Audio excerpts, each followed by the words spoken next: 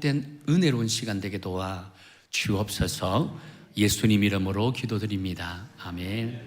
하나님의 말씀 창세기 18장입니다.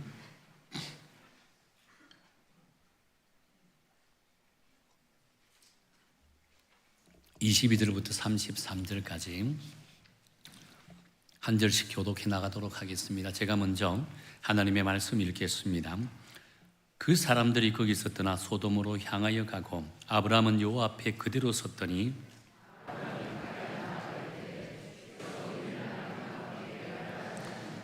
그 성중에 의인 50명이 있을지라도 주께서 그곳을 멸하시고 그 50의인을 위하여 용서하지 아니하시리까.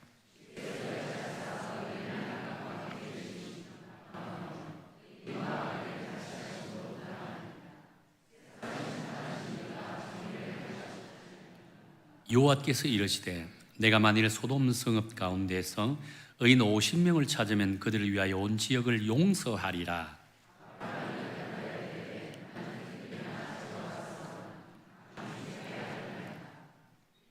오십 의인 중에 5명이 부족하다면 그 5명이 부족함으로 말미암아 온 성읍을 멸하시리까. 이르시되 내가 거기서 45명을 찾으면 멸하지 아니하리라.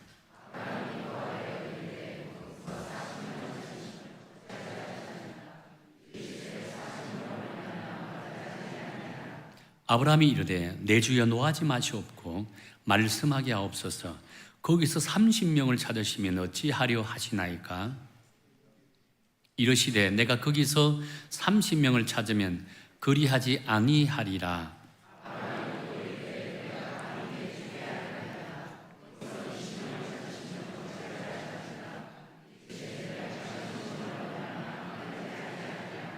아브라함이 또 이르되 주는 노하지 마옵소서.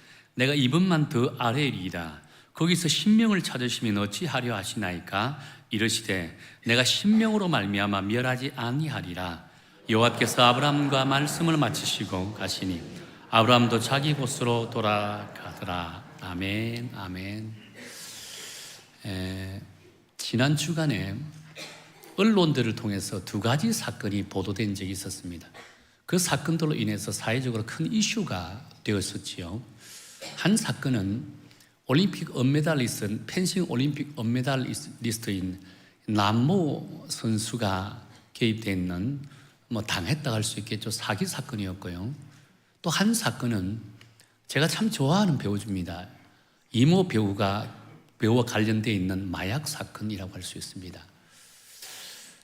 저는 이 사건들을 접하면서 우리가 이 두 사람에 대해서 비평하거나 평가하기 이전에 우리 역시도 이 두 사람처럼 될 수 있겠구나 라고 하는 생각이 들었다는 겁니다. 남모 선수는 전 국민이 할 정도의 큰 사기를 당한 사건이라고 할 수 있겠죠. 우리가 보기에는 그 정도의 사기를 당할 수 있나라고 생각할 수도 있습니다. 그래서 우리는 너무 경솔하지 않았겠는가라고 비판도 할 수 있습니다. 여러분, 사기꾼은 마음만 먹으면 사기를 칠 수 있대요. 그 사람이 이렇게 젊은 사람이든 나이 드신 분이든 지식인이든 지식인이 아니든 사기꾼이 마음만 먹고 달려들면 누구나 사기를 당할 수 있다고 합니다. 다른 예를 들어서 보이스피싱 같은 경우를 한번 생각해 보세요. 이런 보이스피싱에 당해본 분들 이야기를 들어보면 그분이 부족해서 모자라서 보이스피싱 당합니까? 아니에요.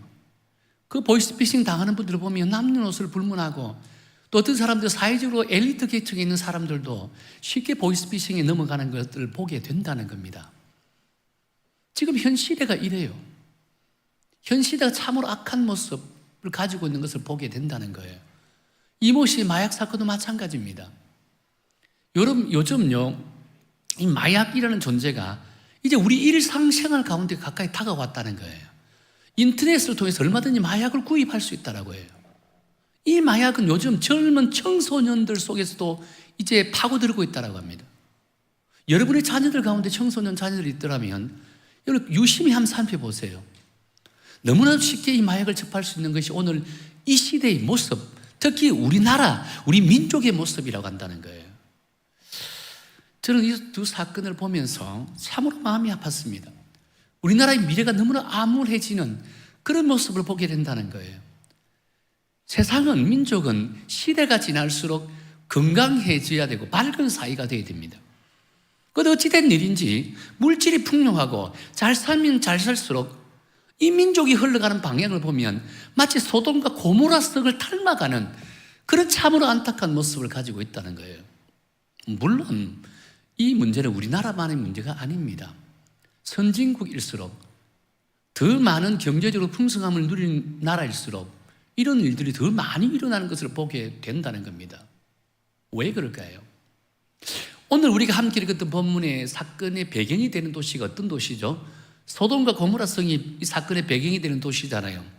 여러분, 소돔과 고모라 성이 처음부터 타락한 도시였을까요? 이 소돔과 고모라 성이 어떤 도시였냐면 창세기 13장 10절에 보면 이제 아브라함이 나름대로 재산이 부유해 주셨습니다. 하나님의 은혜로. 이제는 자신의 조카 롯의 가족과 함께 할 수 있는 상황이 되지 못했습니다. 이제 갈랐어야 된다는 겁니다. 이 베델산 언덕에 올라가서 이 조카 롯에게 말합니다. 동서남북 어디를 돌아보라. 네가 좌하면 나는 우하겠고 네가 우하면 나는 좌하겠다. 네가 먼저 선택지를 골라라고 합니다. 그때 롯이 선택을 하는데 어떤 곳을 선택합니까? 성경에 보면 우리 한번 읽어볼까요? 창세기 13장 10절입니다. 우리 화면을 보고 우리 함께 읽겠습니다. 시작. 이에 롯이 눈을 들어 요단 지역을 바라본 즉 소알까지 온 땅이 물이 넉넉하니 여호와께서 소돔과 고모라를 멸하시기 이전이었으므로 여호와 동산 같고 애굽 땅과 같았더라라고 합니다. 요 롯이 땅을 선택하는 그 기준이 어디 있다 그랬습니까? 풍요로움이 있다는 겁니다. 풍요로움이 롯이 그 땅을 선택하는 기준이 되어졌더라라고 한다는 거예요. 결국 인간에게서의 풍요로움은요, 하나님의 백성이 되게 하는 것이 아닙니다. 하나님과 더 친밀하게 되는 것이 아니었다는 겁니다. 오히려 우리에게서의 풍요로움은 하나님과 멀리 되는 악한 백성이 되는 길로 인도하는 길이 되었더라 라고 한다는 겁니다. 그래서 우리에게서 물질이요, 결국 우리가 영적으로 더 풍성하게 하는 것은 결국 하나님을 볼 수 있다는 겁니다. 그래서 물질을 가지고 있는 분들은 더 하나님 앞에 엎드려야 된다는 거예요.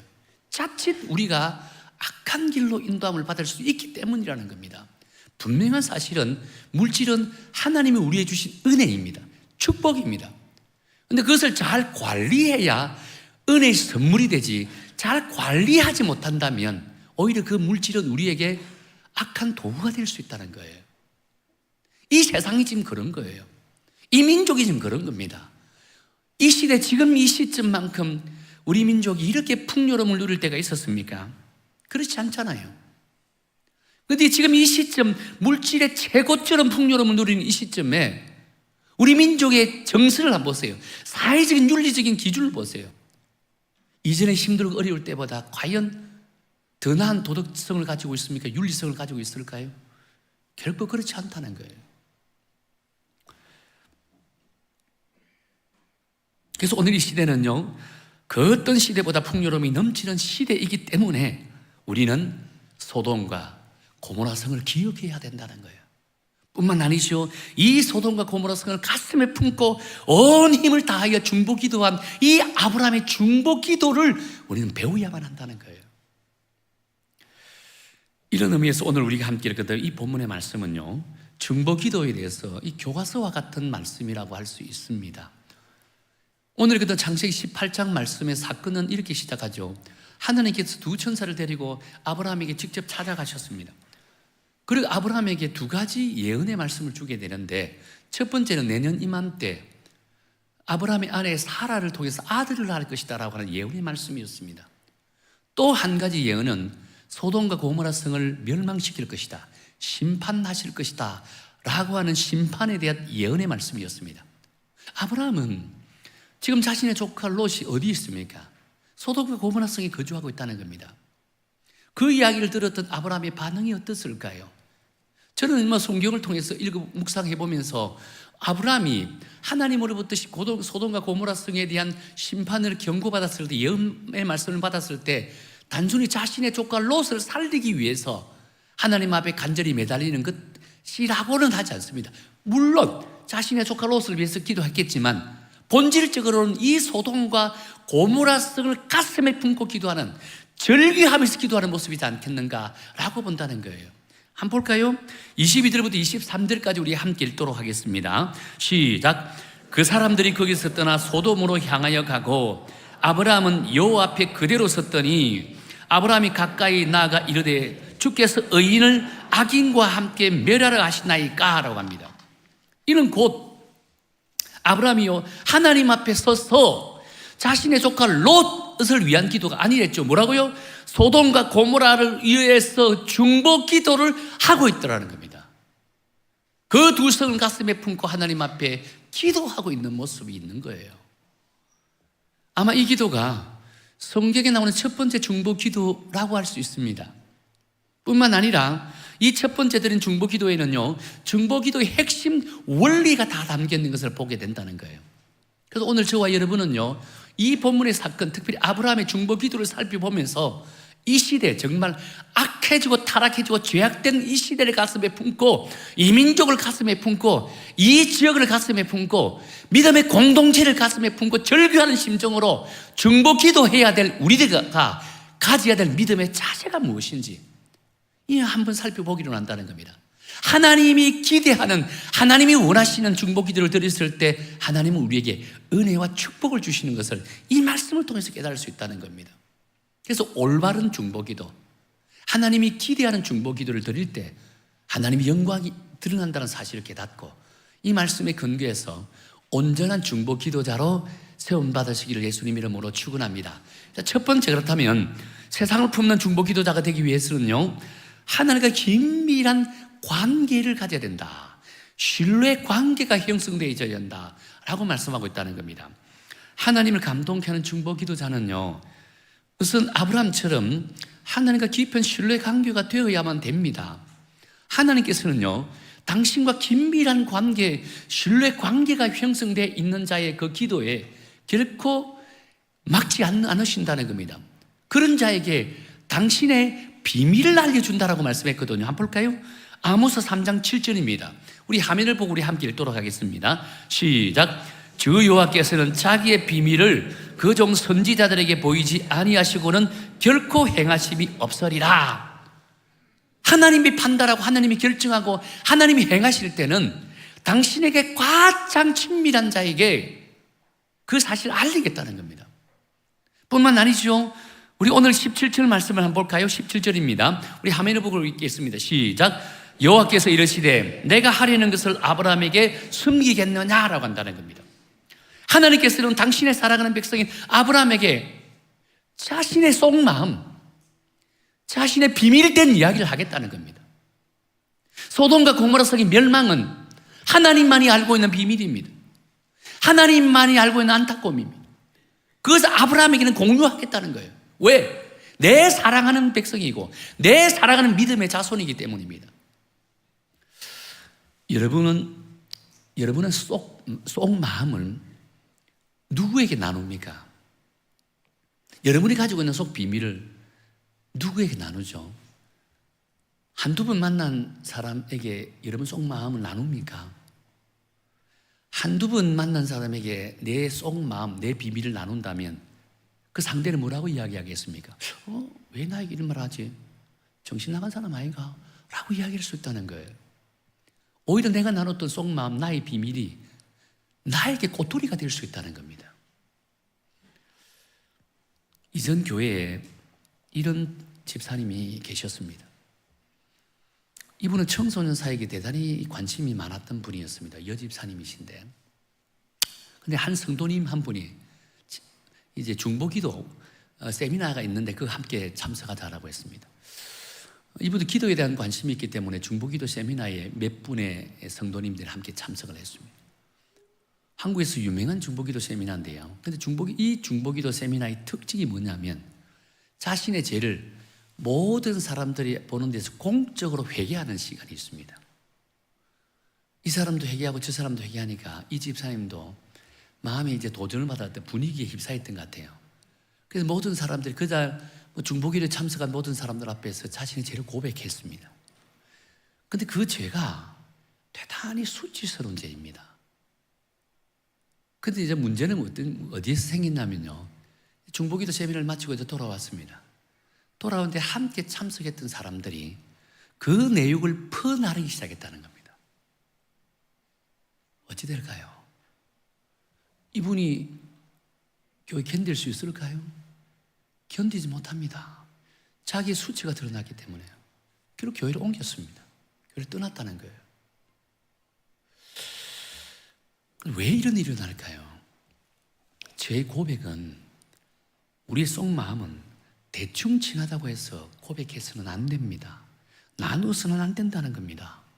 분명한 사실은 우리가 고백할 대상, 우리가 속마음을 나누어야 될 상은요, 우리 죄를 들어주시고 우리 죄를 사하여 주신 전지전능하신 예수 그리스도 그분께 우리의 죄를 고백해야 된다는 거예요. 왜냐하면 우리 죄의 고백은요, 하나님만이 받아줄 수 있고 하나님만이 사해 줄 수 있기 때문입니다. 사람이 죄를 사해 주는 것은 아니에요.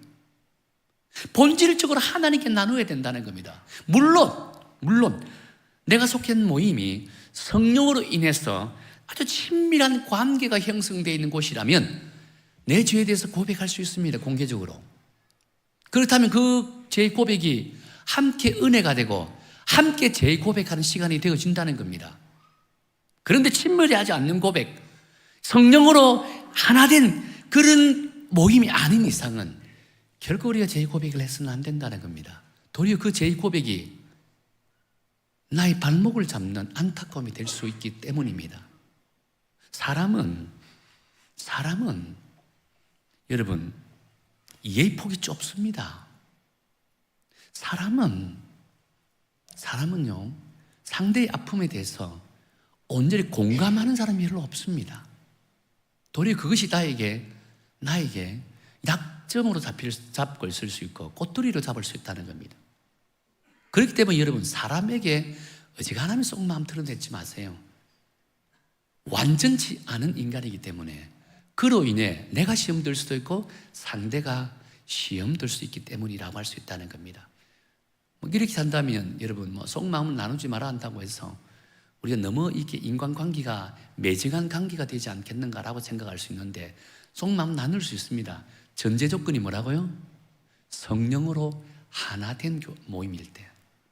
그럴 때는 우리가 공히 나눌 수 있다라고 한다는 겁니다. 지금 아브라함과 하나님의 관계는 이 속마음을 털어놓을 수 있는 관계라고 할 수 있다는 겁니다.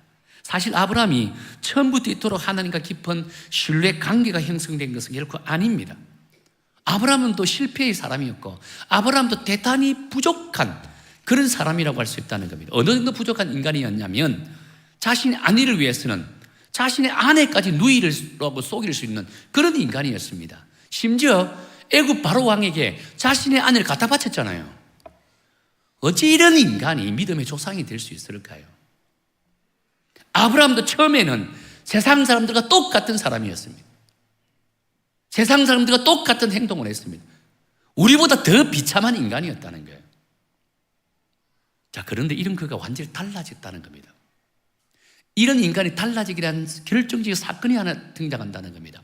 그 사건이 어디에 등장하냐면 창세기 15장에 나오는 사건입니다. 창세기 15장에 하나님께서 아브라함에게 찾아가셨습니다. 그러면서 하나님의 언약의 백성으로 세워지는 그런 장면이 나오는데, 그 언약의 백성으로 세우는 장면을 우리는 횃불 언약이라고 지칭한다는 겁니다. 이 횃불 언약은 어떤 언약이냐면, 이 언약은 암소와 암염소와 양을 반으로 쪼갭니다. 피가 철철철 흐르는 가운데 양쪽에 세웁니다. 그러면서 언약의 당사자가 그 길을 왔다 갔다 해야 됩니다. 왜 왔다 갔다 해야 되냐면, 만일 언약을 맺었는데 언약을 지키지 않을 경우는 이 쪼갠 이 짐승들처럼 죽임을 당할 것이다 라고 하는 언약입니다. 하나님께서 아브라함에게 이 횃불 언약을 지금 맺자라고 한다는 겁니다. 그래서 이제는 암소와 그 다음에 암염소와 수양을 잡아서 양쪽에 다 세웠습니다. 이제 아브라함과 하나님이 그 길을 왔다 갔다 해야 됩니다. 자, 그런 결정적인 것은 창세기 15장 17절에 보면 이런 말씀이 있습니다. 제가 한번 읽어드릴게요. 해가 져서 어두울 때 연기 나는 화로가 보이며 타는 횃불이 쪼갠 고기 사이로 지나더라라고 한다는 겁니다. 이 쪼갠 고기 사이로 누가 지나갔다고 했습니까? 아브라함입니까? 횃불이 지나갔다는 겁니다. 여러분, 횃불이 상징하는 것이 하나님입니다. 성령 하나님이시라는 겁니다. 지금 이 쪼갠 고기 사이로 성령 하나님이 왔다 갔다 했다는 겁니다. 무엇을 상징할까요? 언약은 하나님과 아브라함이 맺지만 언약을 실행시키는 분은 하나님이시라는 겁니다. 성령님이시라는 겁니다. 그렇게 이제부터 아브라함은 하나님의 손에 붙들리는 사람, 성령의 인도함을 받는 사람이 되었다는 겁니다. 하나님과 날마다 동행하는 사람이 되었다는 겁니다. 그래서 아브라함 이 사건 이후로, 이 언약 사건 이후로 그의 일생이 하나님의 손에 붙들려 있는 인생이 되어졌더라라고 한다는 겁니다. 하나님과 친밀한 관계가 형성되어 있는 그런 사람으로 변화되어졌더라라고 한다는 거예요. 그렇습니다. 아브라함은 이 언약 사건 이후로 완벽한 하나님의 사람으로 변화되는 그런 모습을 우리는 보게 되어진다는 거예요. 하나님의 신백성으로서 하나님만 바라보며 하나님과 동행하는 그런 삶을 살아가게 되어졌더라라고 한다는 거예요. 그래서 하나님께서 아브라함에게 내가 하려는 것을 아브라함에게 너에게 숨기겠느냐라고 한다는 거예요. 그만큼 아브라함의 생각이 하나님의 생각이고 하나님의 생각이 아브라함의 생각이라고 할 수 있다는 거예요. 저는 이것이 바로 우리 중보 기도자가 가지게 될 아주 대단히 중요한 믿음의 자세라고 할 수 있다는 겁니다. 적어도 세상을 품고 이웃을 품고 주님의 몸된 교회를 품는 중보 기도자가 되기를 원한다면 이런 하나님과 동행하는 그런 삶을 살아야만 한다는 겁니다. 그래야 우리의 기도가 무작정 하는 기도가 아니라 하나님의 긍휼을 의지하고 하나님의 뜻에 합당한 그런 기도를 드릴 수가 있다라고 한다는 거예요. 약간 놀랍게도 여러분, 예수님을 믿는 저와 여러분은 이 횃불 언약보다 더한 언약을 맺었던 축복의 존재라고 할 수 있다는 겁니다. 우리는 무슨 언약을 맺었죠? 십자가의 언약을 맺었다는 겁니다. 당신의 독생자 예수 그리스도 그분을 통해서 맺어진 관계라고 할 수 있다는 거예요. 그리고 어찌 우리가 하나님과 가깝지 아니하다라고 할 수 있을까요?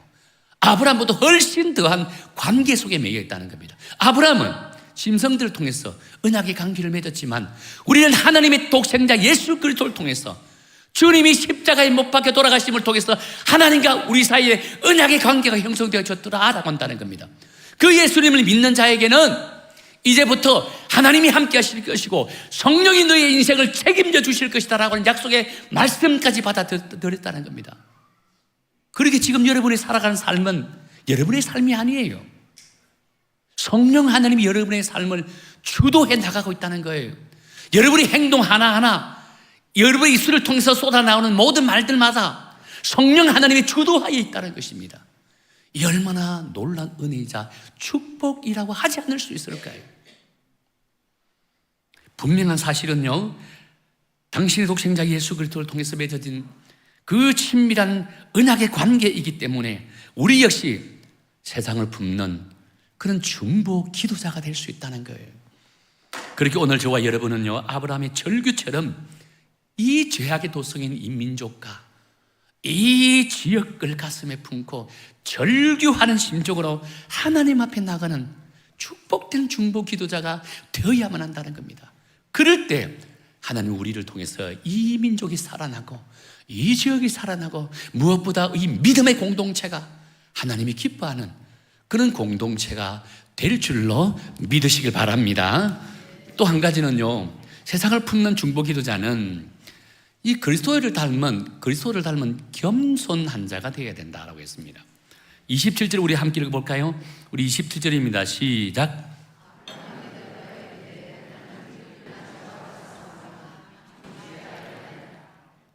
여기서 아브라함은요, 지금 자신을 뭐라고 지칭합니까? 먼지와 죄라는 존재라고 이야기한다는 겁니다. 이는 곧 아브라함 스스로 자신이 어떤 존재인지를 정확하게 인식하고 있다는 거예요. 먼지에서 시작하여 한 줌의 죄로 끝나버리는 자신의 인생이 얼마나 연약하고 나약한 존재임을 정확하게 알고 있다는 겁니다. 그렇기에 자신의 공로와 자신의 의로움이 근기해서 기도하는 것이 아니라고 했다는 겁니다. 아브라함은 오직 하나님의 공의와 하나님의 긍휼을 의지하면서 기도를 드렸다는 겁니다. 이것이 바로 하나님의 형상을 닮은 우리 그리스도인들 중보 기도자가 가질 자세라고 할 수 있다는 거예요. 여러분, 기도하지 않는 사람들이 걸리는 영적인 질병이 무엇인 줄 아세요?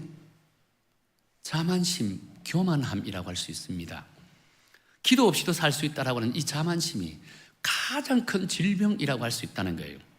전능하신 하나님이 없이도 나는 무엇이든지 할 수 있다라고 생각합니다. 지금 내가 이 정도 위치에 올랐던 것은 모든 것이 나의 노력이고 나의 능력이고 나의 지식 때문이라고 생각한다는 겁니다. 그렇게 하나님 앞에 기도하는 것이 없어요. 기도할 필요가 없다는 겁니다. 얼마든지 내 힘으로 다 할 수 있다라고 한다는 겁니다. 여러분, 이런 자가 교만한 자라고 할 수 있다는 겁니다. 이런 자가 하나님 앞에 기도할 줄도 모른다는 거예요.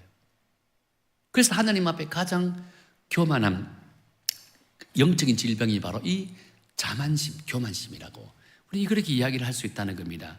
그렇게 기도하지 않는 사람은요, 하나님 없이도 나는 무엇이든지 할 수 있다라고 이 생각 속에 빠져들다 보니까 그것이 우리가 망해가는 지름길로 가는 그런 안타까운 모습을 가지고 있는 거예요. 그래서 우리가 진정 그리스도인이라고 한다면 하나님 앞에 기도를 드릴 때는요, 반드시 27절 후반절에 나와 있는 것처럼 감히 주께 아뢰나이다 라고는 심정으로 하나님 앞에 나가야 된다는 거예요. 나는 죄인이기 때문에 감히 하나님 앞에 용서를 구합니다. 나는 연약하기 때문에 감히 전능하신 하나님의 도우심을 구합니다. 나는 티끌 같은 존재이기 때문에 감히 태산 같은 하나님 앞에 무릎을 꿇습니다. 이런 심정으로, 이런 기도로 하나님 앞에 나갈 때 하나님이 감동을 받으신다는 거예요. 하나님이 은혜를 주신다는 거예요. 누가복음 18장에 보면 바리새인의 기도와 세리의 기도가 등장하잖아요. 근데 예수님께서는 이 둘 기도 중에 누구의 기도를 들으셨다 했습니까? 세리의 기도를 들으셨다라고 했습니다. 우리 세리는 어떤 자인지 너무 잘 압니다. 바리새인은 그 당시에 퍼펙트한 자라고 할 수 있습니다. 율법을 완벽하게 거의 지키려고 노력한 사람이었습니다. 자기가 할 수 있는 믿음의 행위를 다 했다라고 생각했습니다. 세상 사람들이 볼 때 존경받는 사람입니다. 세상 사람들이 인정할 때, 야, 너는 믿음 생활 정말 최고로 잘한다라고 생각하는 사람입니다. 그런 자를 하나님 앞에 나가니까 어떻게 됐습니까? 자기의 의로움만 드러냅니다. 이것도 했고 저것도 했고 저것도 했고 저것도 했고 저것도 했습니다. 그러니까 하나님 내 기도를 받아줘야 됩니다. 무슨 기도를 받아주라고요? 다 잘하고 있는데. 근데 세리의 기도 어떻습니까? 감히 나는 주님 앞에 고개도 들 수 없는 죄인입니다. 자신의 죄를 인식했습니다. 온갖 불의한 방법을 도나이 자신의 재산을 축적했습니다. 정말 하나님이 보시기에 쓰레기 같은 인간입니다. 하나님으로부터 마땅히 징벌을 받아야만 마땅한 자였습니다. 그럼에도 불구하고 자기를 인정하고 하나님 앞에 감히 고개도 들 수 없는 죄인입니다 라고 기도하니까 하나님이 누구의 기도를 들었습니까? 우리가 객관적으로 보면 퍼펙트하게 살고 있는 바리새인의 기도를 들어야 됩니다. 저 죽음 마땅한 세리는 죽음 마땅해야 된다고 생각합니다. 그런데 하나님은 그 세리의 기도를 들으셨다는 겁니다. 왜 그럴까요? 내가 누구인지를 정확하게 인식하기 때문에, 나의 나됨을 너무나도 잘 알고 있기 때문에 하나님 앞에 겸손히 무릎을 꿇을 수밖에 없습니다. 고기를 박을 수밖에 없습니다. 하나님은 그런 자의 기도를 들으셨다라고 한다는 겁니다. 그렇게 우리가 진정 하나님 앞에 나가서 기도드릴 때 겸손하게 내가 누구인지를 정확하게 인식하며 하나님 앞에 기도할 때 하나님이 그 기도에 감동을 받으신다는 겁니다. 그런 기도를 통해서 은혜를 주신다는 겁니다. 오늘 본문에 보세요. 아브라함이 이런 기도에 감동을 받으시니까 어떤 기도에 응답을 주십니까? 한번 볼까요?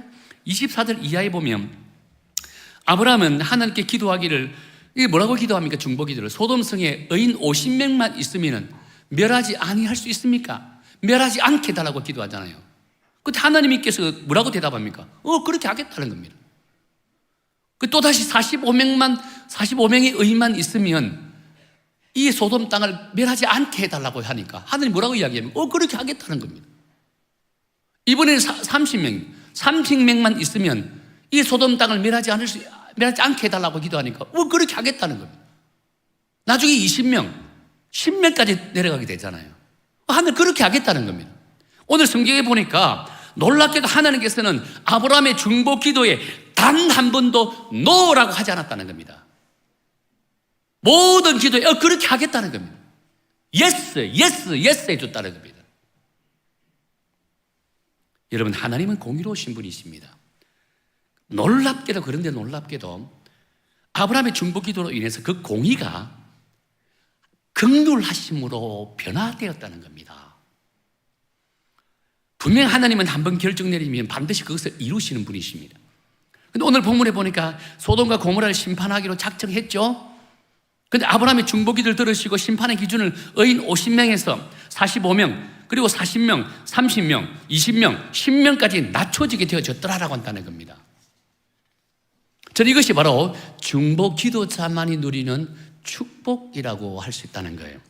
여러분, 하나님의 속성 가운데 가장 중요한 속성이 어떤 속성인 줄 아세요? 우리의 삶에 가장 지대한 영향을 끼치는 속성이요, 바로 하나님의 긍휼하심입니다. 여러분, 하나님의 긍휼하심이 있으면 모든 것이 다 용서됩니다. 하나님의 긍휼하심이 우리 속에 임하면 모든 것이 이해가 됩니다. 하나님의 긍휼하심이 있으면 모든 것들이 용납되고, 뿐만 아니죠, 하나님의 긍휼하심이 있으면 내 삶이 형통해진다는 거예요. 그래서 우리가 하나님 앞에 기도할 때 하나님의 긍휼하심을 구해야 되는 거예요. 저도 종종 이게 기도할 때 보면, 대표 기도할 때도 하나님의 긍휼함이 임하달라고 기도합니다. 그 긍휼이 우리의 삶에 끼치는 영향이 지대하기 때문이라는 겁니다.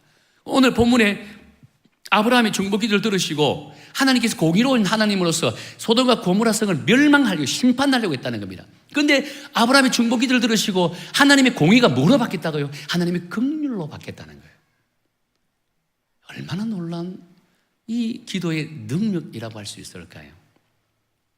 사랑하는 성도 여러분, 지금 이 시대는요, 마치 소돔과 고모라 성을 방불케 하는 이 죄악이 범람한 시대라고 할 수 있다는 거예요. 물질 만능주의가 가져온 이 죄악의 쓰레기들이 얼마나 세상 곳곳에 쌓여가고 있습니까? 그로 인해 우리 주변에 죽어가는 영혼들이 너무나 많다는 거예요. 이때 하나님께서는요, 의인 10명을 찾으신다는 겁니다. 오늘 저와 여러분을 통해서 의인 10명을 찾으신다는 겁니다. 그렇게 저와 여러분은 이 세상의 중보 기도자가 되어서 이 의인 10명을 찾는 일에 최선을 다하고 충성을 다하는 우리 믿음의 성도가 되어야만 한다는 거예요. 그렇기에 이번 전도 축제는요, 의인 10명을 찾는 이 축복된 날이기 때문에 무엇보다 전도 대상자를 위해서 우리는 가슴에 품고 기도해야 된다는 겁니다. 내가 품는 이 전도 대상자가 의인 10명이라는 사실을 믿으시고, 여러분, 그 영혼들을 위해서 가슴을 품고 절규하는 심정으로 하나님 앞에 기도하는 그런 믿음의 성도가 되기를 원합니다. 그렇다면 그 의인 10명을 통해서 이 민족이 살고, 이 지역이 살고, 이 몸된 교회가 살아나고 회복되는 놀라운 역사가 일어나게 될 줄로 믿습니다. 이번 특별 새벽 기도 시간도 이 의인 10명을 품는 그런 기도 시간이기 때문에 여러분 모두가 내일부터 시작되는 특별 새벽 기도에 꼭 참석해서 하나님이 찾으시는 중보 기도자가 되어 우리의 기도를 통해서 교회가 다시 살아나는 놀라운 기적의 역사가 일어나는 귀하고 복된 우리 특별 새벽 기도가 되기를 예수님 이름으로 축원합니다. 우리 찬양 드리기를 원합니다.